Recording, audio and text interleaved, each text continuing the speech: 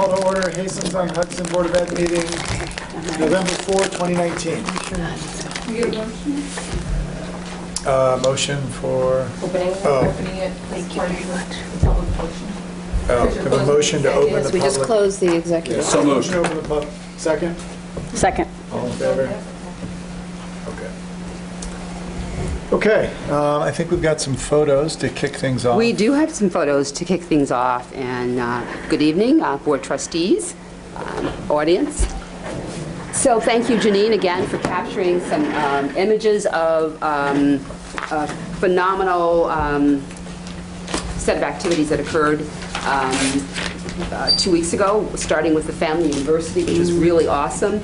The keynote, Matt Ballick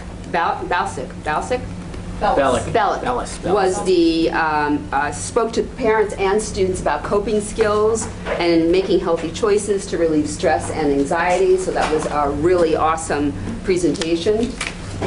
Another amazing presentation, I've actually had the fortune of seeing the Sweethearts and Heroes bullying program in my former district. It's absolutely amazing and a wonderful way to illustrate, the importance of looking at each other, beneath the skin, beneath, who you see, as an from the outside. Because the gentleman who's a veteran who is a feature of this whole presentation is the gentleman standing behind the superhero, the gentleman in the red T-shirt, who was burned over most of his body during, unfortunately, during an incident. Burned on his body. Burned fully during a war. Something blew up. I don't remember the exact details. Something or another blew up, and so that experience was used, to in this amazing transformational way. I mean, students and staff alike, as I'm sure in this case, were really, forced to really look at how we treat each other and the reasons why and what we have in common. So I'll remember that for the rest of my life. As I know others who at Hillside who attended will as well. We also had Unity Day at Hillside, as you recall, as part of their PBIS program. They have different colors that designate different acts of, different attributes. Kindness, exception, and inclusion. So that's an example. Orange was the mighty color that day. The junior formal, which is happening right now. Right now? Yes. Yeah. Really beautiful decorations, a wonderful time, lots of volunteers. Maureen's daughter is a junior, was there. That's where she was. All day today. Preparing for that, so that's wonderful. That's where Lou is, so that's really great. Very exciting time. Is there no school tomorrow? Half a day, yeah. Parent-teacher conference is tomorrow. And the music department is hosting the Harvest Moon Ball, which I understand is a very popular fundraiser, and that's Saturday evening. I believe it's food and music and just a good time. Again, the performance coming up on the 15th and 16th, Peter and the Star Catcher, which is supposed to be wonderful. So I hope you get your tickets and get a front row seat, because you're really going to be riveted by this performance. This is just how we dressed on a normal day. It was a day of adult dressing up, also known as Halloween. I think the adults have just as much of a good time as the students do and did. We had more fiends here from the middle school. And I'm amazed at the courage that people have to dress up and come to work. I saw a bee, a human bee.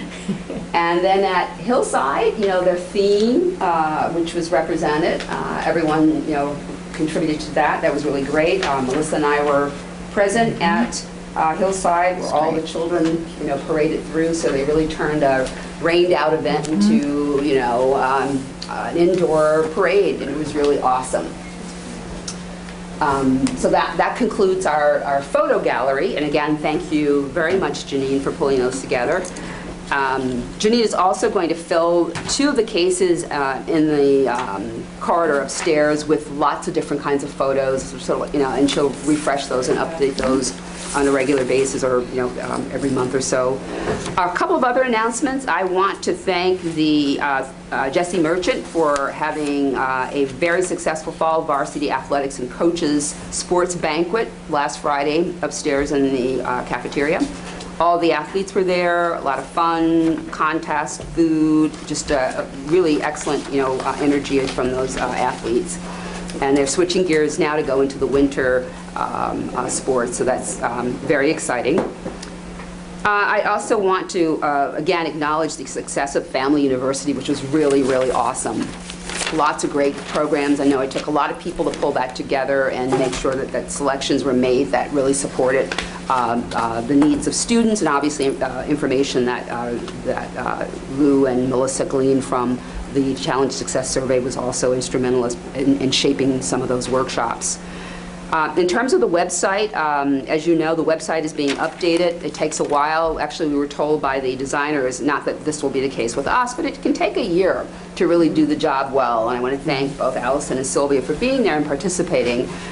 So we're waiting now to have the design team to take all of our feedback with regards to the navigation of the site and actually pull together another draft so that we can see that and meet again. But the process has been, very thoughtfully done and with input and, a way to really look deeply at this as part of the way in which we represent, who we are as a district, and that most importantly, the end user can navigate through the site, easily and find information without clicking multiple times and then saying a prayer to hope that you get there to the place that you want to get to.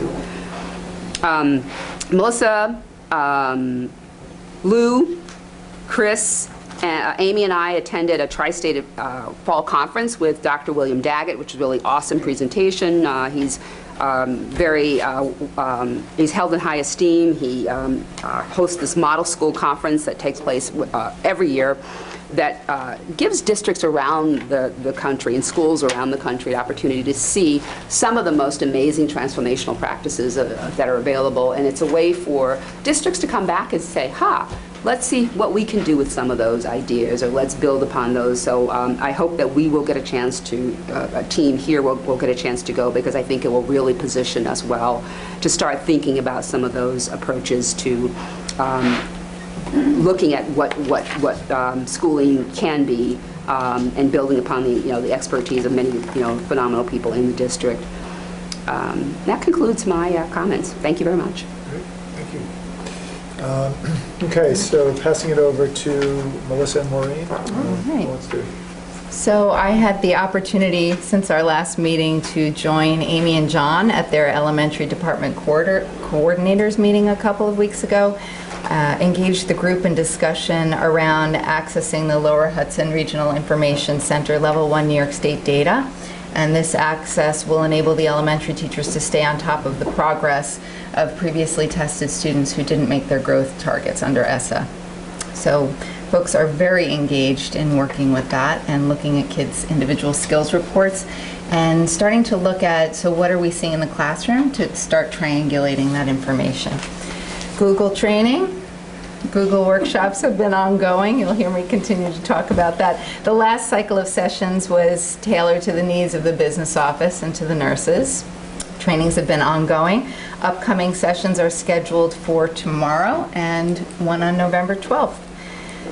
In terms of events, Valerie mentioned a number of things that have been going on in the district, and it's really been quite a pleasure to attend many wonderful recent events, especially that Hillside Halloween Parade. It was just such a joy to watch the energy and to be a part of all of that.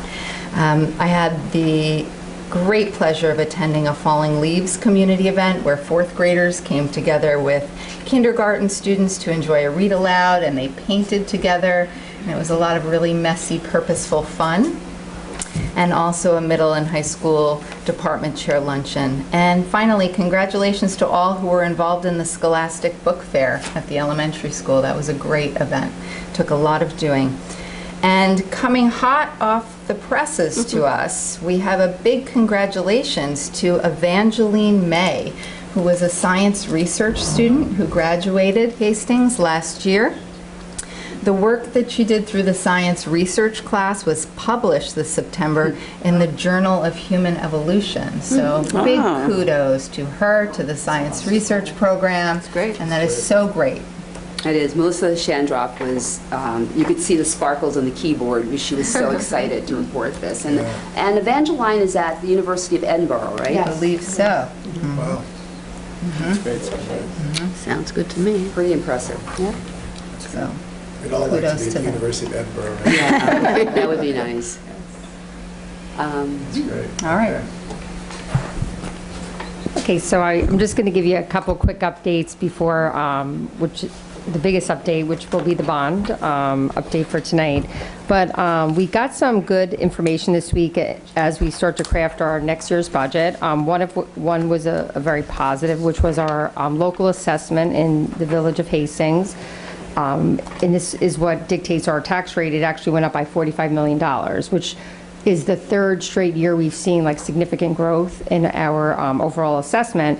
That's an assessment growth of 2.9%. And just to put that in perspective, most people see that going in the opposite direction because we're also living in a time of tax certiorari's and people being able to grieve their taxes. So that's like a net effect. So it, obviously there was a lot of people who also got reductions. So I mean, as we know, one particular property has been driving a lot of that, but there are also a lot of homes that have been renovated and extended and, taken down. So that's a positive. And we don't know how that'll exactly translate into our growth, but what we have seen in the last few years is that is what has allowed us to also have a little bit of an increase in the tax cap over that 2%.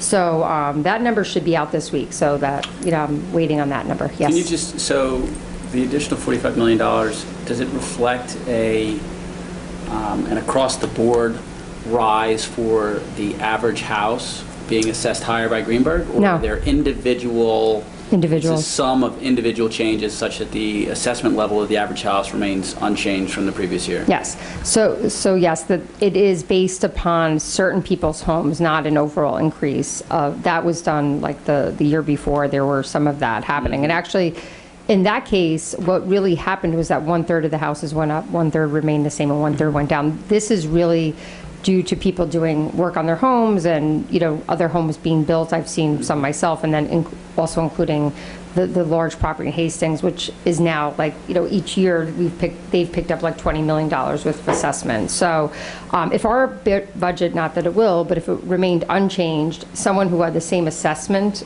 that they had last year, they would actually see a 2% tax decrease on their bill. So that's a real growth, and I'm happy to see that because that should translate to a tax cap growth as well. I mean, which is always very positive. People, like my colleagues, are always like, what the heck's going on in Hastings that you keep getting all these, these large growths, because most people are not experiencing When that. you say tax cap growth, you just mean total available revenues raised because of the assessment, Yeah, but not the tax cap itself. So the tax cap, as when we talked about, when we go through the budget, different things drive that number.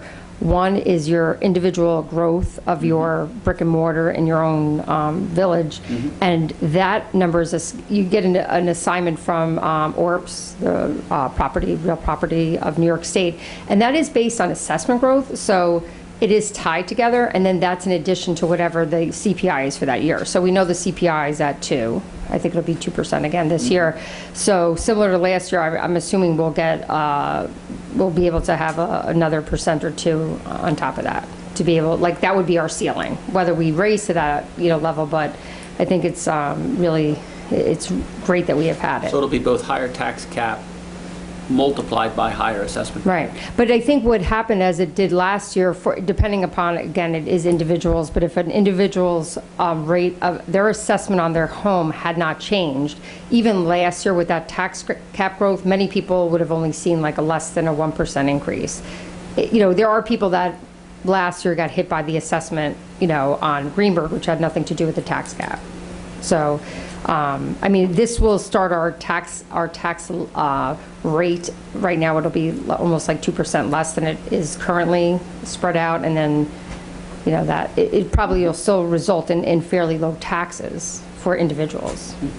So that's actually very positive news going into your budget, because that's one of the indicators of what we're going to be able to, raise in terms of the tax cap. One of the not as favorable things that we did learn is that the TRS, which is our teacher retirement system rate, is due to increase over last year. It was 8.86% we paid on teachers' salaries for last year. And this year, they're projecting between 9.5% and 10.5%. So, but the good news is, Why that reserve is so important, right? that's why the reserve that we established for the teacher's retirement, which is the reason that you want to be able to offset for the years that when the rates do go up. Unfortunately, they run on a 5-year average, and the Wall Street, when there was like all those big settlements, that actually helps the state's overall investments, right? So part of the states, when they project the rates, they're still actually have a rate of return that's close to 8% on their investments, which is pretty significant. But they did lose one of their higher years, which was driven by a lot of settlements. So that's why we knew last year that it was most likely going to go up a bit. So, I mean, most likely when they project between that range, it'll end up somewhere in the middle. The driver of that change in the TRS number Yes. winds up being a function of the state's investments relative to what the annual need Yes, is? they set a number, but what they ended up doing is adjusting down their projection too, so they feel as though the next year, the rate won't need to, they're trying to like level out their number, because they Yeah. do use So what's their like a number rate of now? return number. They lowered it to, I think it was 7, and maybe they had it at like 7.5 or something, or 7.75 when they were So you think predicting the their returns. you think their break-even rate of return right now is 7%? It is, yeah. So let's say it comes in at 4%. Does that translate then to a 3% need to assess at the school level? Oh, no, we're fully funded. I mean, it's one of the few pension systems in the country. It's only New York and Wisconsin that have fully funded TRS. We're actually funded at 105% right now. No. No, I mean, at the state level, we would not ever have to make up if it didn't perform as well. But they're projecting out at 7%, right? Yes. And then what happens if it's Well, that would then, they use a 5-year rolling average. So if it were to perform not as well, then that would affect the rates then going forward in the following years. That's how that's made up. the assessed rate to the districts? Correct. Yeah. Yep. Okay. So, but again, that's, we're still, obviously, we would like them to go in the other direction, but from a budgetary standpoint, I think with, as Valerie mentioned, the TRS reserve, I think, if the rate comes in anywhere 10 or below, we'll be able to handle that. I think there were many of my colleagues that were actually, I was like, I don't know where you're getting this rate from, like 13. I'm like, what? So that would have been a problem. So most people were fairly relieved that, knowing that very, very good year that helped lower the number last year, with that dropping off, I think people were a little concerned that it would, rise even more so. But they ended up having a little bit of a better year than they thought this year, so, they're able to keep the rate hopefully under 10. So that's it. I think I mentioned also at the same time, and maybe this will be tied to the TRS rate, the Fed cut their rate, which I'm sure you know, last week. And the good news for us, though, in that scenario is that we are looking to borrow soon. And from what, I've been told by our financial consultant, that'll really help us in terms of getting into the bond market. So, when you're borrowing $20 million, having, a cut in the Fed rate is actually very positive. And the rate we based our bond on when we were last year, showing the debt service to the community, we were already below that this year. So that would mean that, right now we're looking at being, very much below that number, which would result in the debt service being less to our taxpayers from what we initially thought. And that's about it as far as the update on the budget, because I'll talk about the bond shortly. Okay. Valerie has Sure. a couple quick things to mention. Few more announcements, just in case anyone missed any of these. So tomorrow is parent-teacher conferences for half day. On the 6th, if you're doing nothing between 4 and 6 p.m., please join Melissa and me in the Lloyd Library for Superintendent's Book Study, still on What School Should Be by Ted Dentersmith. So we'll keep reading that because it's lays a really good foundation for future thinking. On November 6th, there's a peer leadership freshman parents night here at the high school at 7 p.m. Schools are closed on Monday, November 11th, in observance of Veterans Day, so thank you to all the veterans and all who, made the ultimate sacrifice, which was their lives to protect our freedom and all the things that we take for granted. So thank you to the veterans. November 12th, there's a student board liaison meeting from 7:30 to 8:15, and that involves both Jody and Allison are attending, or no, I'm sorry, forget who's at that one. Yeah, you're right. Yeah. At the 7:30 meeting with the student government group. And I won't be here. I'm going to be in Phoenix at a conference. Sure, that's November 12th, 7:30 a.m. Parent-teacher conferences resume on November 12th. Again, that's a half-day for students. On the 13th, if you're doing nothing from 5:30 p.m. to 6:30 p.m., please join Melissa Szymanski and me in the lecture room right here for superintendent's chat. Any ideas, thoughts, suggestions, questions, just want to have a conversation. It's an opportunity to meet us and for us to meet the community, so I hope people have some time to come and see us. On the 15th, again, and the 16th, the play, which I mentioned earlier. On the 18th, Maureen is convening a finance committee meeting. That will be upstairs in the conference room. That's at 5:30. And on the 18th, the high school has a PTSA liaison meeting in the library at 6:30. And then finally, again for a board meeting on the 18th, 5:30 is a executive session, and then actually, it's our book study on the 18th for the board. And that's what I was going to mention. I think I'm going to have to reschedule our finance committee meeting Okay. because we put that book study on Sure. there. And so, okay. So I'll be sending that around. Sure. And that will be, again, on the Ted Denter-Smith book, What School Should Be, so that should be very exciting. Thank you. Great, okay. Excuse me, Allison, will you be at the student board liaison meeting on the 12th? Because I'm out of town. Okay. Clay, to kick it over to you for our student report. So many big What's going on? successes, I feel like. So start off, you guys all have the buzzer in front of you, I can tell. So I'm one of the managing editors, so I helped create it. And it was our first article, and I feel like it's really good. Definitely give it a read. I also want to say, I went to Family University. I went because of extra credit, to be honest, but I went to it, and the keynote speaker was really, really good. I would love to see other grades see him make it a mandatory meeting or something, because in the past I don't think I've ever actually I never paid attention during those things, but he was really engaging. It was really actually fun. I would have gone if there wasn't extra credit if I had known he was going to be there. So I think that's kind of a really cool thing that I haven't seen in the past. And then also obviously JF is going on, but kind of except for that, I mean, I just applied to college today, so my ED's wow. in, so now I just wait. How many applications did you He did- I only early ED'd one decision. place. Oh, but, ED. I see. Yeah. Okay. So I want to say to you that I think this is a great buzzer. I think some of the articles are really interesting and thoughtful. Well done. Thank you. Do they still have early action? Is that still? Yeah, they still have that. But You have to read in here. There's a whole small thing schools about it. don't really have early action. Awesome. Good luck. Thank Yes, you. good luck, Clay. Thank you. I'll get back to you guys December 15th. Please. Great. December 15th, okay. We won't ask, but we'll be waiting for you to tell. Great. Okay, so passing it now over to public comment. If you have a comment, it is, please keep it to under 3 minutes, and state if you're a resident of Hastings. Got one person gone. Okay. Great. Okay, so moving forward. Maureen, you've got a presentation up there? Yep. Okay, so this is continuing the bond conversation with a little bit more specificity from 2 weeks ago around the post-programming schematic design scoping costs.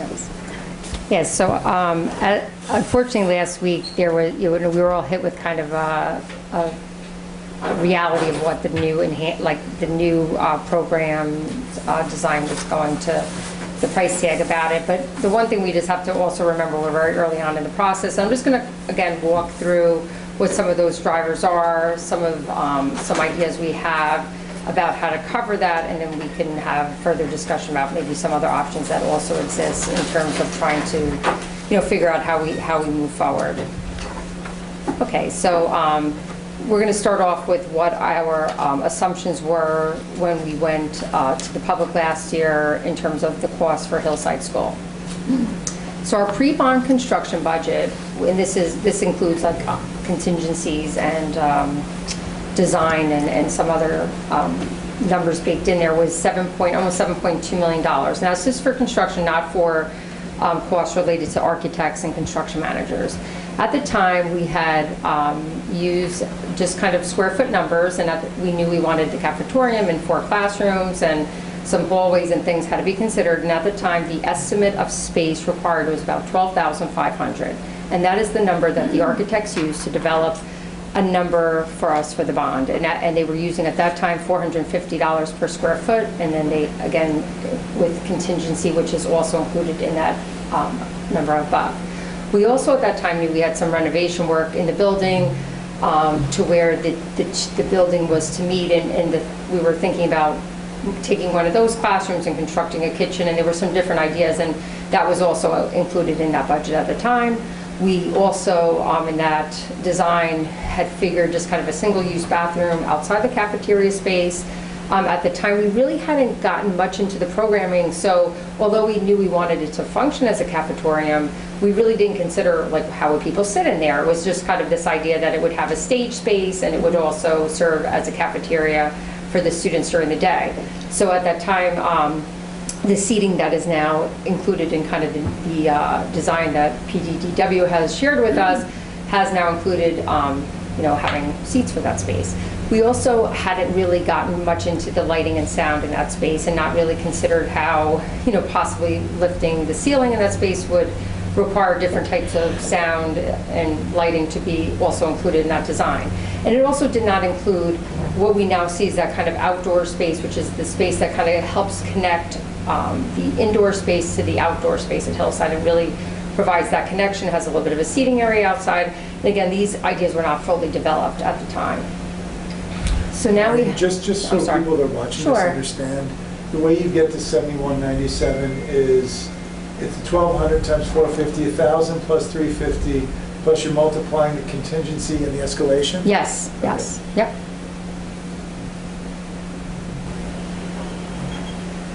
Okay, so now, and I will tell you, I just mentioned to Doug, I believe actually since I've created this presentation, again, it's very fluid at this point. They did a very preliminary cost estimation. There's 3 different cost estimates that are done before this even goes to the state. So it was really their first crack in trying to take what had been, meaning the construction manager, which would have been given to them by the architect, and try to do a line-by-line budget, which is very detailed, based upon a very detailed set of plans, without it being a full construction drawing. So this number here, 9.4, I just saw an email, which we have a meeting Thursday, so I left it to be consistent with our last report to the board, but I believe that number is already lower already, because I think as they've been going back and forth, and this will happen before you get to the final submission, these numbers will more than likely go down a bit. So I think they're at closer to about a $9.2 million, but I really want to sit with them on Thursday to walk it through before I made any changes here. And again, my hope is that I don't believe it'll go down to the original bond budget, but I believe we will be, that number, as we really get into more detail, will actually come down. So again, this new design, if you see right there, the square footage number of the building, the new square footage is 15,175. That's 2,500 square feet more than what we previously, more than that, than we previously had initially created a budget off of. The increase in cost at that size building is $2.2 million above the original bond budget. And just to kind of, now this is taking a very, very detailed budget and really trying to look at it and bring it back to kind of understanding what some of those drivers are. And again, it's not going to be exactly that, because there's different pieces, but more or less, you have a building that's 2,275 square feet larger. Right now, The number, if you look at the entire building, is range about 490 a square foot, as, you know, compared to the 450 as we previously used to develop this budget. And that in and itself would drive the cost by $1.3 million. On the retractable theater seating, this number reflects different options than the board saw last time. They were able to go back and find some cheaper options for Hillside, and that number there, and the numbers are adjusted to reflect that, is $250,000. We increased the bathroom size. I think as we looked at it, as the plan was more fully developed, it seemed, you know, it would not be sufficient what was initially being proposed. So that reflects like having ADA compliant bathrooms and bathrooms, larger bathrooms for students and staff to use closer to the new addition. And then there was also just an overall increase in the price per square foot. So in addition to a larger building, we also see that they're saying that the overall cost per square foot is averaging more at that 490 mark as opposed to the 450.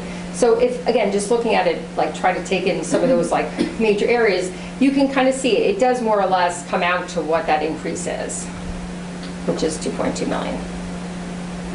Okay, so just to kind of drill down and just see how quickly that, you know, 2,000 square feet can add up in a very large building. And when we originally, again, just on the plans to derive a budget, this is not a change, I would say a substantial change, as it's now you have a fully programmed, developed design. And initially we were using a standard classroom size, and most of the buildings is 770 square feet. And based upon having 4 additional classrooms, they were using that number to kind of derive a budget for the new addition. But in looking at where the classrooms were upstairs, it was on the kindergarten hallway, and in order, kindergarten classrooms need to be legally, to be a kindergarten classroom, have to be 900 or more square feet. And usually actually would prefer almost to be closer to 1,000, but again, they are, as is currently in Hillside, they're larger classrooms. So in order to make the building and align it where those classrooms exist, you would want them to put those other classrooms in that hallway to be used as a kindergarten classroom.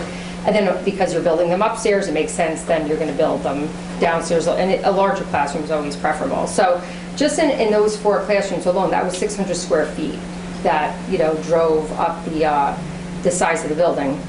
Again, when the initial building, again, was a very preliminary design, it was just kind of right going straight across where it would have met Hillside. There was no turn to the building. And in what the new design, which I think really does serve us better, works better with the property, it makes definitely more sense just for the use of it, for the ability to get in and out of the building, and really just creates a better use of the space. That entranceway that now exists on that side of the building is about 300 square feet. It added to the building to have that kind of space in between where the old building ends and the new building begins. Again, they initially had talked about the architects that helped us get to the bond process. They had talked about putting some of the mechanicals either on the roof, but now with the slope of the roof to accommodate the retractable seats, that's no longer an option. So now we had to find areas within the building to place the mechanicals. And again, just for purposes here, I'm going to say 200 square feet, because there's also computer closets and other things that needed to be factored in as we look at the space. Storage for seating in the cafetorium. As you know, the seating needs to rest in a space in the wall, and that would be approximately 400, at least on the plan it shows about 400 square feet is required to get those seats to retract back into the wall. With the design, once they started to program it, look at the space and look at using actually the landscape at Hillside, and when they decided to kind of shift the building a bit, it really became very easy to pick up a big amount of additional space on the lower floor. And what they also found during program is we are in desperate need of just storage space. There's really no storage space at Hillside. And it was just a way also, I mean, with the building being larger on the top, you gain space on the bottom. So that was an additional square footage that was not initially thought about or planned for in the original ideas around Hillside. And in looking at, the new design would allow for a very, the ability, we wouldn't be doing it now, but in the future for very easy expansion to that building, yet again, if so needed. And by increasing the stairwell, it really would accommodate, so if you needed to build another 2 or 4 classrooms, it would be legally compliant. If you don't expand the stairwell, then, at the time, if you wanted to do an extension, it would not be compliant for the amount of space, on the lower floors. Okay, so in looking at what PBDW, when they came with again, it's I would say an enhanced design, but it really still has 4 classrooms, it has a cafetorium, and basically all of those aspects are still, it's the same plan. We're not building 8 classrooms, it's really still the same plan, but the design allows for some really great benefits for now and for the future. And some of those, currently, the design really meets all the programming needs. I think when Ray was here the last time, he said, if in fact they did scale back that square footage to 12,500, what they feel is that they would not be able to have classrooms that were compliant for kindergarten.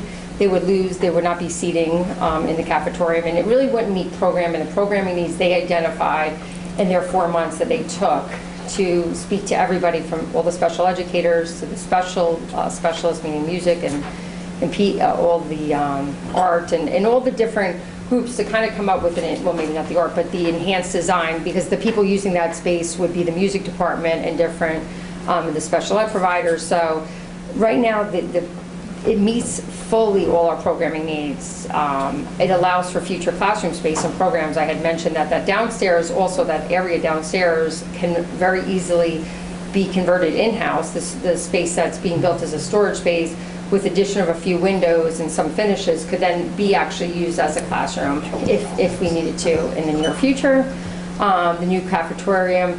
The design with the leveling of the stage really then even allows for more classroom space to be used there, with either the curtain or the backstage area can be used as 2 smaller rooms for resource rooms, or it could be actually used as a full classroom. So the design in shifting the building and not having this, and having the stage now in a different location than was initially planned, really allows for the space to be really used as classroom space, and really any type of need that will come up, we could really quickly react to it.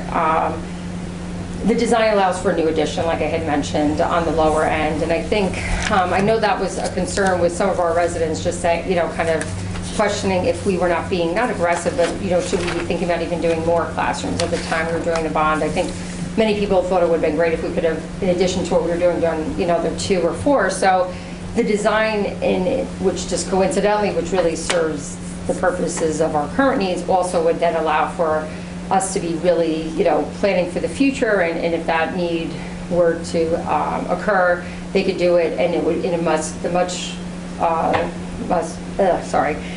very cost-effective way. They would not have to go, and they'd be able to really easily access that side of the building and build another addition if needed, which without this design you would not be able to do. Warren, before we Yes, go on to sure. covering the costs, I think this may be a good time for us just to stop and talk as a group so that we fully, take accounting of Sure. what is being presented and realize the path we're going down, because while we don't know the exact costs yet, and that may shift and change, and it may be actually much smaller, this would constitute a scope change, though a small one. I don't know, it's funny, and this is where even a bond counsel say it's really an architect who, they're not going to tell you what a scope change is because they're not architects. A bond counsel said, they said, what did you say you were building? We said, cafetorium and 4 classrooms. What are you building now? Cafetorium and 4 classrooms. It's design enhanced, but I would say that this is, we do use scope, but I would use, because sometimes it's just like an easy word to use, but in terms of from a legal standpoint, we're not changing the scope of the work. It's an enhanced design, which Meets the same scope. Yeah, it is meeting the same scope. We talked about having bathrooms. Even for myself, I wasn't, clear. I don't think we got into great detail about how many bathrooms would exist in there. But in going back to the architects and looking at the footprint, it was kind of, they were trying to come up with a base budget for what they think that the square footage would be needed to deliver those things with what we had. We said, well, we have this many students, and we'll need to be able to sit them for like a whole school kind of thing. And we also want to use it for arts, and we want to be able to sit 320 children for lunch. Like, we gave him numbers, so they were trying to use like a square footage that they know that would meet those legal requirements without having the full programming phase. I believe that even if the building weren't to have shifted, I think it would have, more than likely, just with some of the things that came up throughout the process, it would have probably ended up a little larger without what I would say is a scope change. But I would say definitely like a fully developed program design that's enhanced would probably. So I think what's just important for everyone here to know, obviously when we went through the bond vote, there was different narratives in town. We ended up with a 60-40 vote split. Some people in the 60s said, I wish you'd gone to 25 million. Some people in the 40s said, I wish you were at 10 million. And this will be, so if you look at the slide, if you go back a couple slides, like this one, really talks about the 2275 square feet additional. We're going to have to kind of talk about this in town and really communicate very compellingly why these are good decisions. And if you go to the 2 slides later. Before that, you meant, right? No, this? no. Later, okay. This is this one. Here, I mean, this really is part of the rationale. So we've got to really talk, we're going to have to really talk about this in town. So I think it's important to look through this and make sure you feel comfortable with this rationale, that it is not something that we just said, hey, maybe we put a couple more bells and whistles on. This idea of that retractable seating, I think it's, when you look at the cost of that itself, $500,000, and then this extra square footage, I mean, that was a pretty significant decision we made as a board. And I think we just really need to, stay aware of those decisions, because we're going to have to, talk about them in a public. And I think the public will, with this rationale that you've laid out, I think very effectively, be open to this. But I think we just need to stay conscious of it. Well, the decision you made, I mean, listen, at any point, we have not gone out to bid on these projects. You had to make a decision whether the architect could continue to develop this design. So you pay them to do a programmatic design, and then they have to go into design details, and they need to be very clear. They get paid a certain rate of money. They came in, they programmed the design. This is what they came out with. I think everyone loved it. I think at the time it was a larger building. I think even I didn't know it was going to be 2.2, but I assumed it was going to be more, by at least $1 million, just based on a square footage number, or 1.2. I think it's hard because even the fact that number was maybe a little bit too conservative, that 450 a square foot coupled with like a larger building, maybe we were being too conservative on the budget going in. But you gave them the ability to move forward in order to get the next set of cost estimates. A lot of times districts, depending, they'll go and not even have these. They'll say, well, we'll figure it out. We'll do alternates when we get to this is kind of part of the process. And it's good to know at different points where you are exactly in the budget, and then hope that that things will be coming a little bit lower, and that then you could potentially make some other decisions. The problem really is that in order for them to move forward, you either had to say go back to that original 12,500 square foot or go with this. And I think he showed you pretty much that wouldn't have even gotten you down. Even if he would have went, I think he showed you two things, cuts, which he felt would have still met program. But I believe at that point it would have only really reduced the cost about 1.2 or 1.3 million. In order to get back to budget, it may not even have it wouldn't have even fit the programming. They felt as though, it would have had to come down lower than 12,500 because the cost of construction went up. So we would have been looking at actually a smaller footprint, which then again, it's like, well, what would we have done at that point? So I think what we did is we allowed them with the understanding that it really met program, and they needed to move forward with one design or the other. Because it does, and as we know, unfortunately, we have this deadline to get to the state, and it takes them a tremendous amount of time and energy to create these documents. They're working on such a timeline that the idea that if we want this construction to start this summer, at one point, if it ends up being, they're like, oh no, this is now even going, it's becoming more and more expensive, and we go out to bid and it's even more expensive, then at that point we make a decision, like, do we award the bid? Or do we just say, we're going to put this off a year? I mean, I think right now we really have no choice, because in order to make that timeline, a decision had to be made. And that's what's so difficult, because as we had talked, we know there's rock there.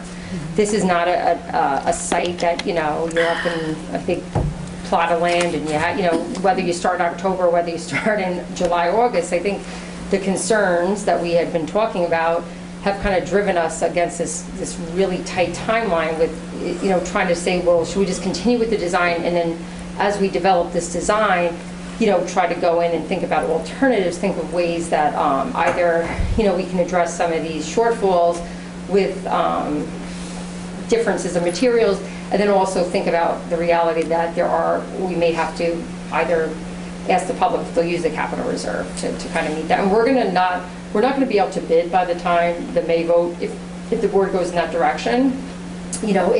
If it were to go down, we wouldn't bid, that we would not go out to bid. We would have to rework the design. So Maureen, you're saying that we would do a vote in May? Well, let's just go about if in fact this design ends up being that 2.2 number, and then kind of play out the scenario how we're going to address that. So if that were to happen, Jody, we would, at this point, I think the idea is anytime you use a capital reserve, it's a public referendum vote, and you have to identify how you're using the money. That's what's required. We weren't planning on bidding this till like mid-May anyway, so it would be a matter of like putting it off a week, because if it got voted down, then we just wouldn't bid it. I mean, that's the way it works. And then we would go back and actually have a much smaller design, which actually wouldn't meet what we said we were going to do. So those are We'll have a tighter, or more clarity on what that number actually needs to be. That's the hard point, which we just don't have now. These are kind of guesses. Yes. Right. Like I had mentioned, I There's no honestly way have to an do the email vote that shows before a number then, that so says we're not like a falling lower so number. behind. So, Well, then we're going to end up charging 10 grand to the public to do the vote, which is going to create That's its own true. problems. yeah. Hey, do we have any comps that back into where the 490? Yeah, I think, the construction of the last few years, I mean, I think as everyone sees in the economy, I mean, the numbers, it's driven by demand, and I think they at the time, they use comps based upon what they see in the market, and then they put the escalation on, but I mean, unfortunately, I've seen it before, and I think we are a little bit further than we thought in our timeline, our initial timeline, so that's part of the delay. We did make the decision to go out and rebid out the professional services contract, which probably has put us in about a 4 or 5 month delay at this point. So it could be a combination of that time and just the market going up. And unfortunately, I think, like all schools, we try to be really mindful and conservative when we're creating these budgets, and maybe sometimes overly conservative, because I think the construction industry is very difficult. Like, I think we really went on the lowest number we could, feel like we could live with. I mean, not that I came up with it, the architects, I think they try to be as conservative as possible. But I'm sure that, no matter what, there's things, as with what has been shown by PPDW, I mean, they came in and, we knew by switching architects, people weren't happy, from what I was told, with the design, and I think we felt as though people were looking for something that was a little bit more inspiring, and Ray did fully program it, and in fully programming it, he's an architect, he came up with suggestions for the space that are more costly. I think you would have had a much more boxy look to the building, it probably wouldn't have had as many windows and things like that, so I think, we've all had, we saw this wonderful design, and I think even myself, who gave Ray, I talked a lot about budget with him. As soon as I saw it, I was like, oh, this is just, I think it was obvious it was going to be more money, but I had wished we were maybe worked with him pre-bond, but unfortunately that's where we are. And to be honest with you, we wouldn't have had it fully designed, because you pay $300,000 for that fully designed project. And just to give you a sense of what we paid for the pre-bond, $25,000. So no one spends that much, because you don't know if you don't have the money, like you pay for those services throughout the bond. So people don't spend like $500,000 to figure out like what it's going to be before. And that's what makes it so challenging for schools. When you do something in your house, you have your architect build it to design first. Here we do the opposite. We try to get the authorization to do it, then we go into design, which is, you're kind of just choosing a number at that time. I mean, an educated guess number, but there's a lot more chances that you're going to see this variation in costs. So do you want to go through the plan Sure. for covering increased costs? Okay, so again, this was just some things we spoke about the last time, and I'll walk you through what some of the ideas behind it are. Okay, so first, as we talked about the last time, we would, even if we tighten up on different pieces of it, I think it's pretty obvious that we would need some additional funding to cover this. And what we would, my recommendation, if the board felt this was the right direction to move in, we would go to the community as part of our annual budget vote, and we would, of course, be, prior to that, really meeting, having community forums around this enhanced, the enhancements to the hillside design, and we would ask them to use the money in the capital reserve to offset some of those cost drivers, with the square foot increases. And there, we would also, whether we would ask either it to become out of the repair reserve, which would be a transfer into the capital reserve, or appropriate fund balance, we would decide, we would need another couple $100,000 probably out of a reserve, but again, it could be any reserve you can use. The board is legally allowed to use a number of reserves to offset costs, again, with voter approval, to increase the cost of the project. And then Quick question on that. Yes. If we did decide to bond that instead of using the Yeah. reserve, is that, it's not aidable at that point? Well, there are, yes, so that's an option. So one of the options, and this is something we could also discuss, and again, we're not tied to the idea of taking the money from the reserve. Like Doug mentioned, some districts just make the decision, you know what, like right now, I think we shared with, some people may have seen the Bronxville is kind of in that current situation. The difference with Bronxville is they're already like beyond it. They were going to scrap a lot of the work, and again, that's not unusual. We're really like ahead of the game. We're trying to like think through these things, not after the work's already been awarded, but like prior to it, to have a good plan in place. I'm not criticizing Bronxville. I'm just saying, like, just to be clear, like we're really like ahead of the game, and we'll put a plan in place. They decided that in order to do some work that they thought they weren't going to be able to get done because of prices over what they initially thought, they said, you know what, we're just going to ask for $3 million more, or we're just not going to finish the work. And part of the rationale, which I agree with, as I mentioned earlier in my report, right now with the Fed rates dropping, a lot of districts are saying, you know what, they're not making great interest on their money either, but they may not have capital reserve, but the thought process is, well, we really, told the community that we were using a much higher interest number at that time. So even borrowing $3 million more, we're still going to be, the tax impact of that will still be less than we initially thought. So we're in a similar situation to that. When we went to, when we were out last year speaking to the public, we were using, again, a very conservative interest number to, ensure that if the interest rate started going up, you certainly don't want to use it, too low either.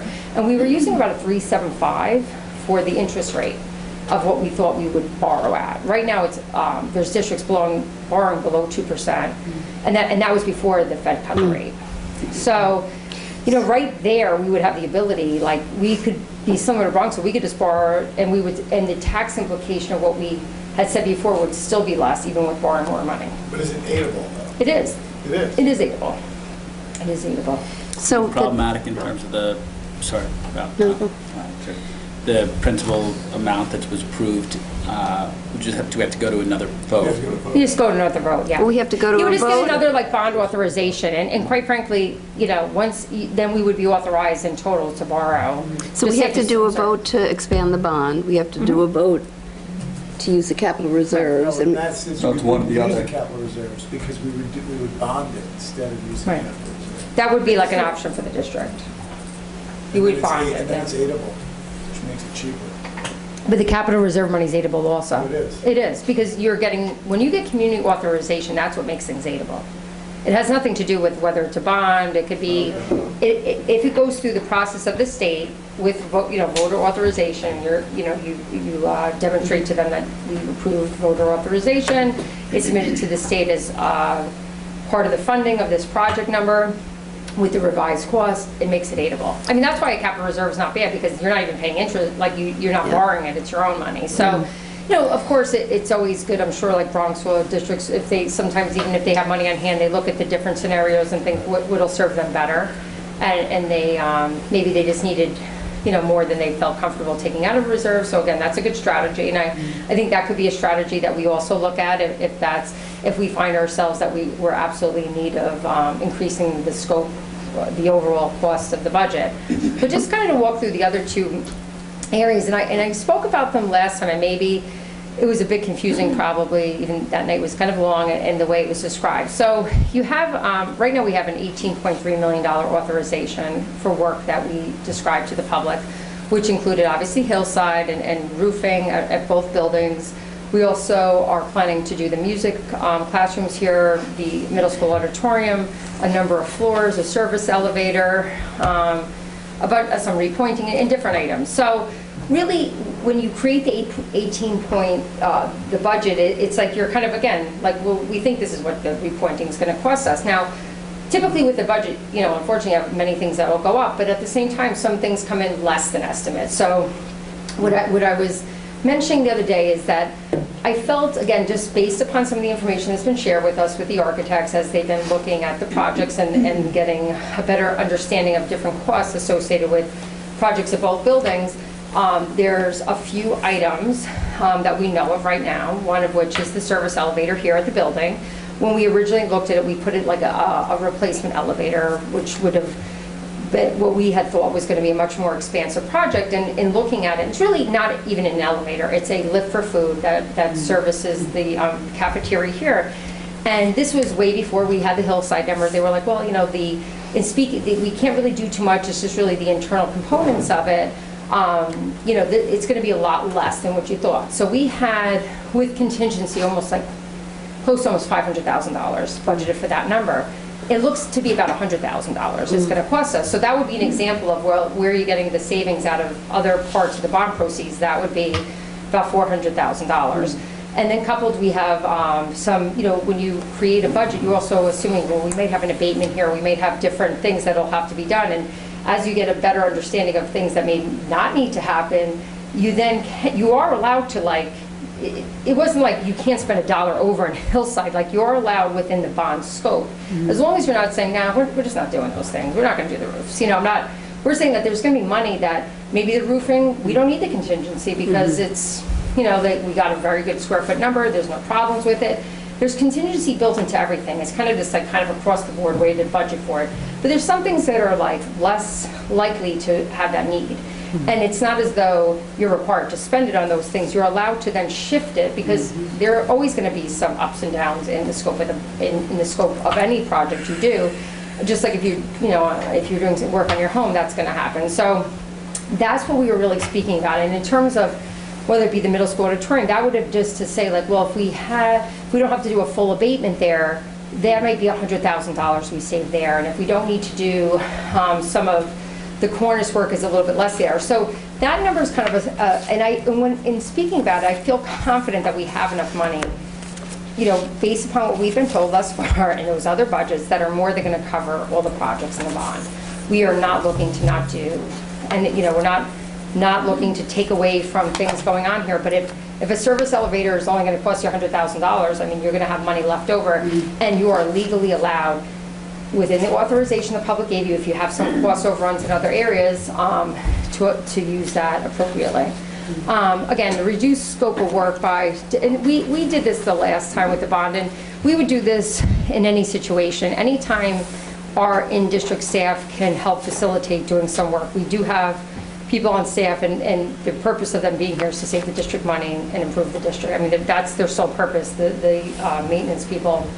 And we do use them throughout, whether it be demoing work, we're, like I said, both at Hillside, even with the addition, they can certainly, we could maybe have the bathrooms roughed in and they can finish them. They've done every bathroom in this district. The reality is they can't do everything, so you have to be smart about what we think they can do at different times. So we would look at that as we do with any type of work we do in a building and say, what do we need to contract out, and what are some of the things that are very highly skilled in district staff can do for us to save the district money. And that would be an exercise that we would always do, and we do it all the time, every project we look at. So in looking at that and thinking about all the work district-wide, the flooring that we have to do, the demo work, painting, and you'd be surprised what even in a subcontractor, I think we had an estimate at the high school, the last time it may have been like $100,000 for painting, and there's things our guys can do for 25, we're going to do those things. So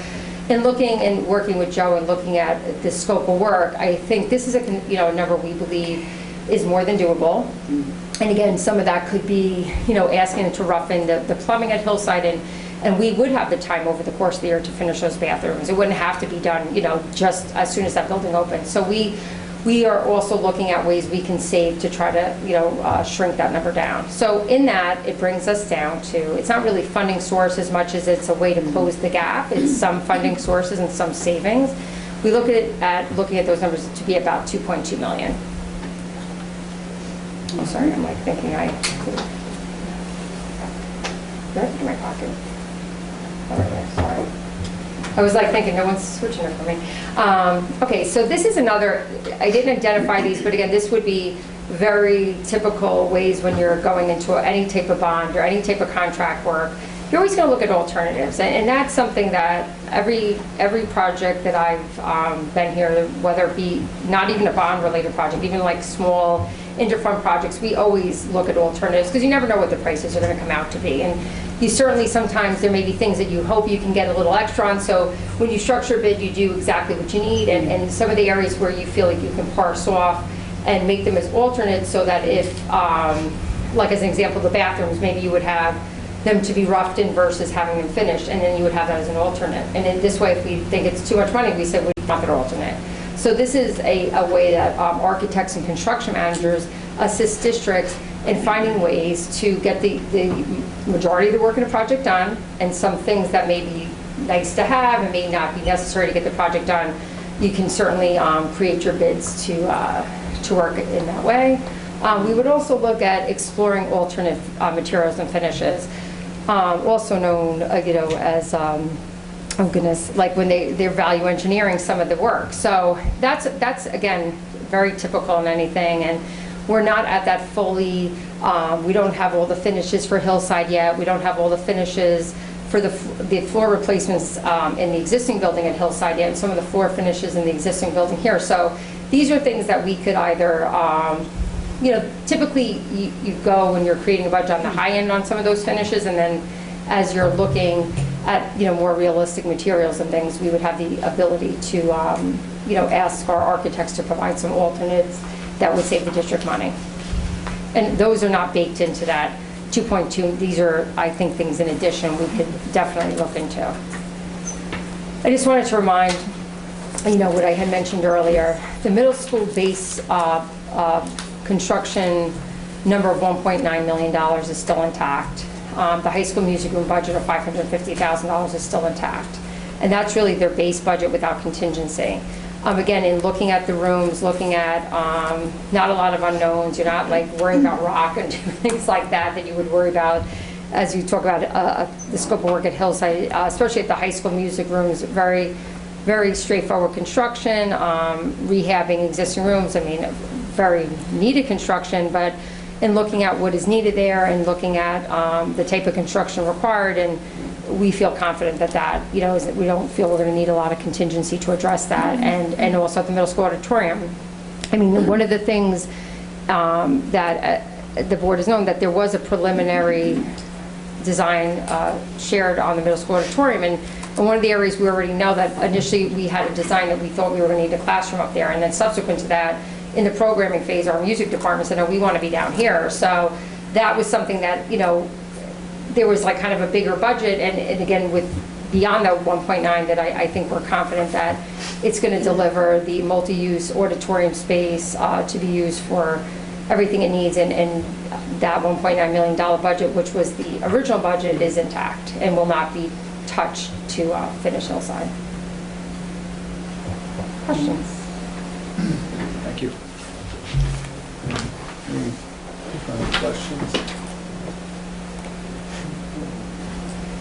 Probably asked most of them already. I think you, like, a few times. Right. Thank you, Maureen. Tim Tim has one. 17% contingency, is that? I'm just looking at the math of 2275 at 490 a square foot. There's escalation also. Yeah, sorry, I don't mean contingency. 17% escalations built into that?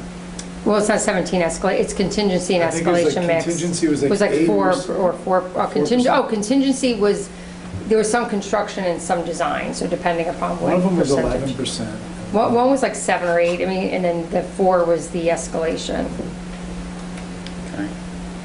Would what I think will eventually be helpful as we get a little further is to actually get a detailed spreadsheet. Yeah, I mean, if you looked have at, that. and again, I mean, to be honest with you, this is even when they bake it down to a square foot number, so people can understand it. I mean, you're looking at, a finish from like $8 to something that, like sprayed insulation in one room that could be X amount. And then what they do is, obviously there's some rooms, the finishes would be more expensive, right? But when they present a budget, architects and construction managers, they just kind of then end up taking the entire scope of work and kind of creating this, because the 490 is based upon the entire building and what they feel in a contract. Because once you award a contract, you end up getting down to kind of a square foot number, no matter what the work is.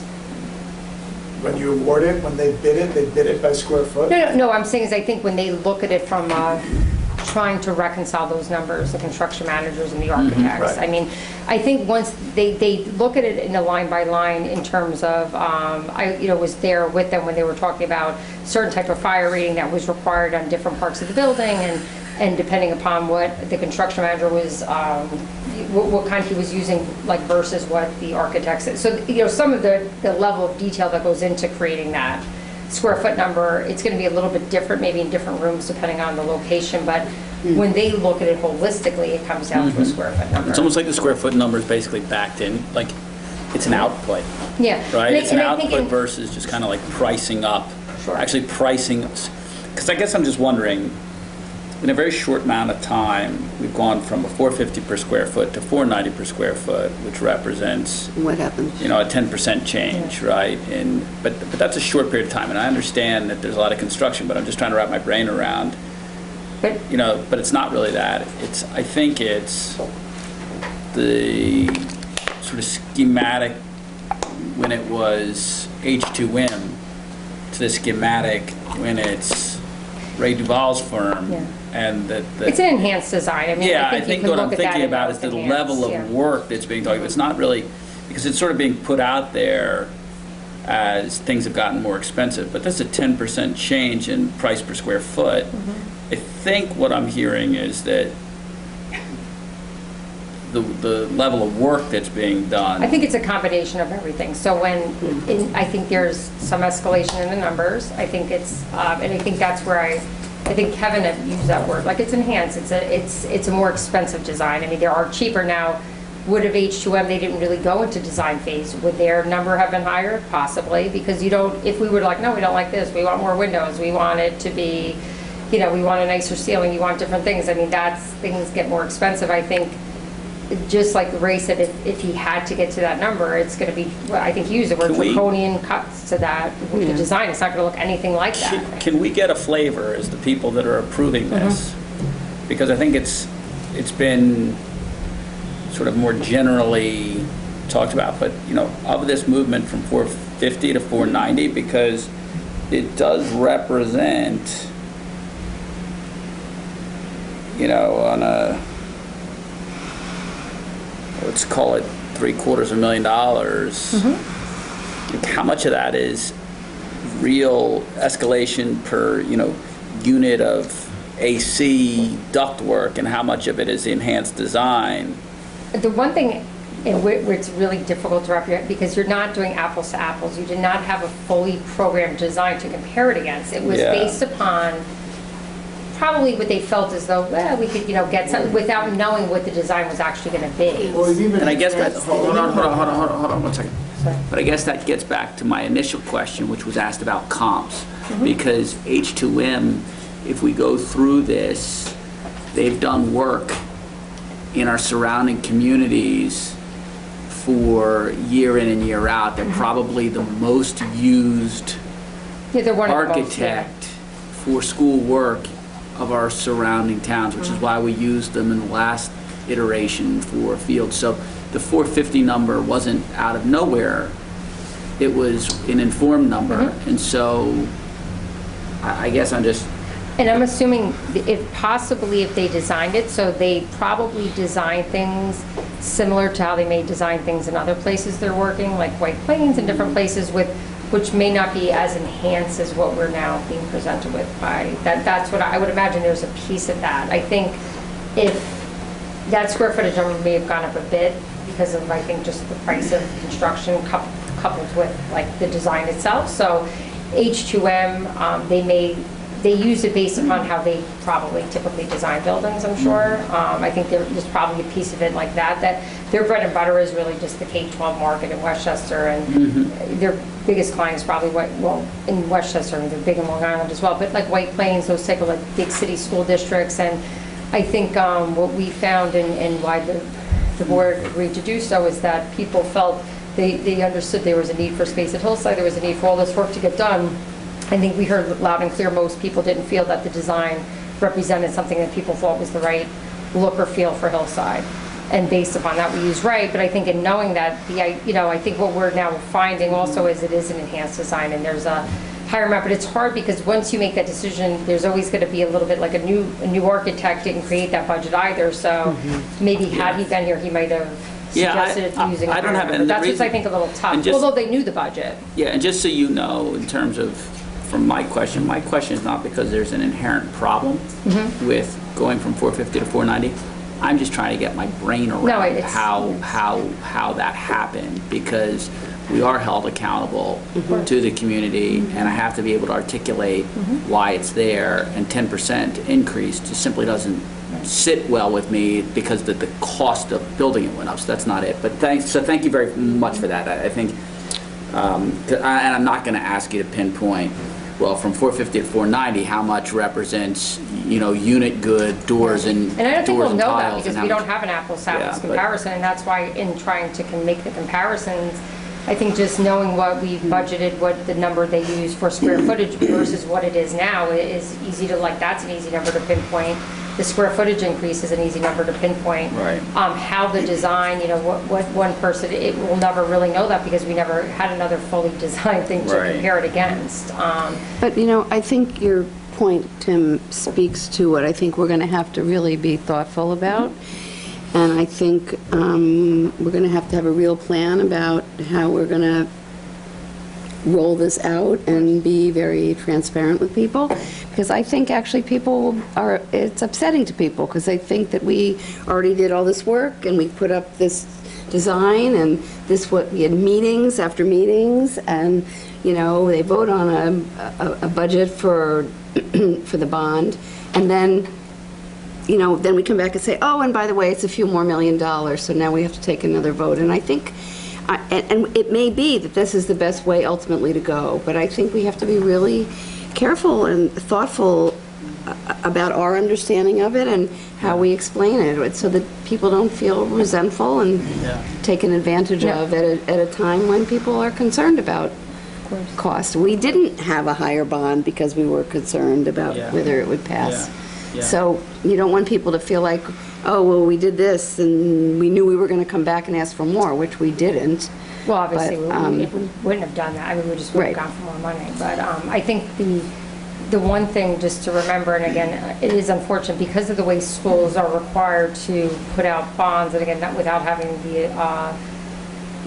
having all that information up front, which makes it extremely difficult. And this would not be the first time, at least even here, that we've run into that kind of same Right. situation where we went out to bid and you're like, oh my goodness, and the prices are way above what had been planned for. And at least in the two main bonds that since I worked here, and at that time the decisions were made just to scrap work in its full entirety because they were now it was more not having really great numbers until they went out to bid, which is actually a worse position to be in. I mean, Right. we're very early on and we're making really informed decisions and being out, as opposed to what the district I said is dealing with now. Oh my God, well, we've already started the work and we're 3 million.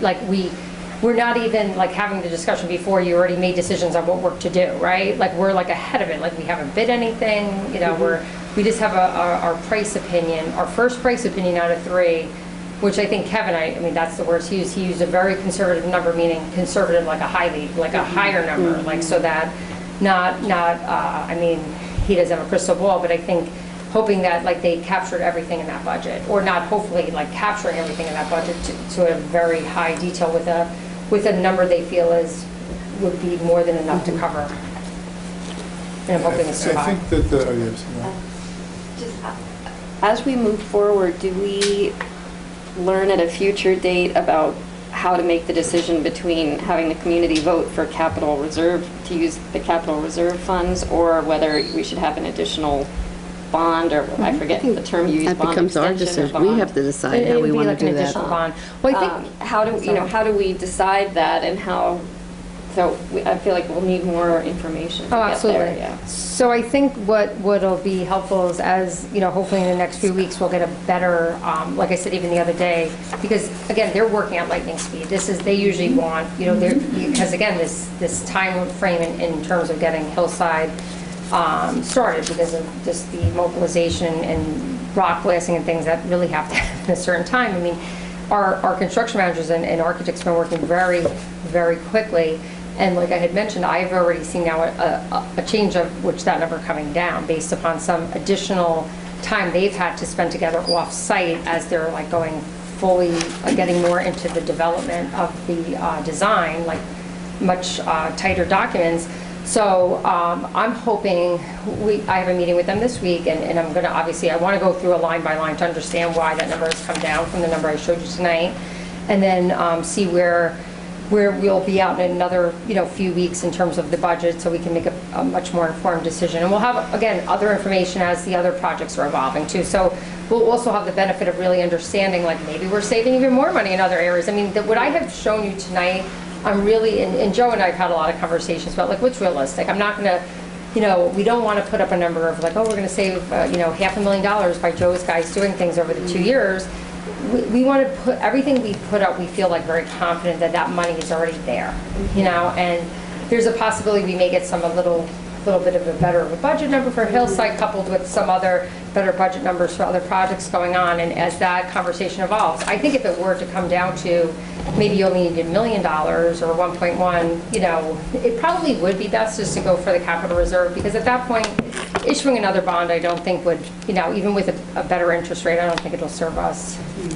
It would maybe just a better way, to Jody's point, people were concerned about, at least we can say, listen, we had the $1 million, and we feel this is appropriate. The capital reserve, the language is such when it was established by the community that it allows for this type of, to be applied for this type of project. It's within its scope, not scope, but within its legal ability to use that money. And then if it ends up being higher, we feel like, we're too worried, we don't have better numbers, and we think it would have been more like 1.6 or 1.7, and we can then speak to the the financial advisor and say, what do you think would be the best move for the district from a financial perspective?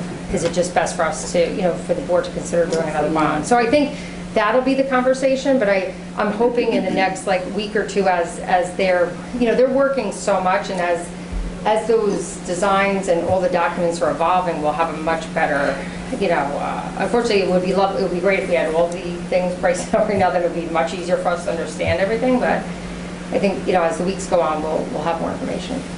Right. Okay? Thank you. That's very helpful. Yes. Thank you. Thanks, Maureen. Thanks, Maureen. Okay.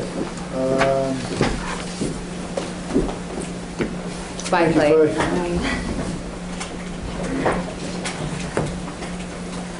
I don't know if, Joe, if you want to hang out. Bye, Joe. Thank you. Good night, thank you. Okay, now It's going to on be a constant to conversation. curriculum and instruction update. This one? Great.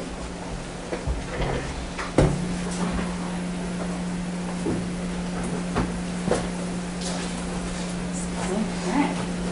So it is my pleasure to provide a curriculum and instruction update this evening. At the beginning of the year in September, Valerie presented the board objectives and the superintendent's goals. And one of the things that I'd like to strongly convey this evening is how these objectives and goals are deeply intertwined with each other, and how the curriculum, instruction, and assessment work that's been taking place within the context of the various committees has been deliberately designed to move these goals forward, and also to ensure that they're systemically integrated.